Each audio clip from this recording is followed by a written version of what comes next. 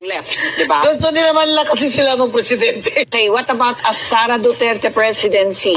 Because some sectors are also saying change must happen, government must correct itself, but we should make sure that there should be no more Duterte in government. Oh, so ikaw, anong basa mo naman? Sino ba yung nagsasabi na no more Duterte? Maraming ganun. Sa mga protest ganito gusto lang may DDS, gusto din may naman church, at saka syempre yung left, di ba? Gusto din naman lang kasi sila ng presidente. Alam nyo, di ba demokrasya ito? Di ba ito padamihan ng boto? Oh, galit kayo kay Sara Duterte kasi hindi nyo talaga kaya. Kahit anong gawin nyo, anong ginawa ngayon ng mga congressman. Pinasa ang budget niya without any question. Courtesy na daw. Hina mo kung ano kayo ka. Mga balimbing kayo. Wala pa nga 2027 lalaro na kayo kasi baka sakaling magpresidente yari kayo. That's how you read it? Yeah. Na pumapwesto na para nakita na nila na nawala na ng poder. Parliamentary courtesy. Bull. Yung impeachment nyo. Yung mga quadcom nyo dyan, mga tawag ng tao, tuwadcom. Alam mo, no other institution of government is so vilified by the people than this House of Representatives. Ang hirap talaga ng Representatives. I caught your word. Tao, wala na talaga silang dangal. Nakakahiya na. Ginoo ko, nakakahiya na. Parang, ano ba yan? Parang ayoko na mag-congressman. Parang, if you have any sense of decency at all, stop. Stop your kickbacks. Di ba kayo nahiya niyan yung mga apo nyo, mga ano nyo, nadadamay yan?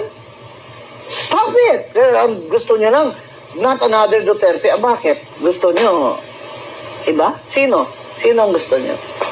Sige, I will answer you, but you answer me now. Sino ba ang gusto nyo para alam ko rin kung sino ang boboto ko?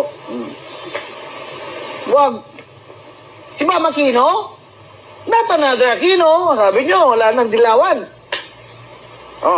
Oh, sino? Si Sharon Cuneta.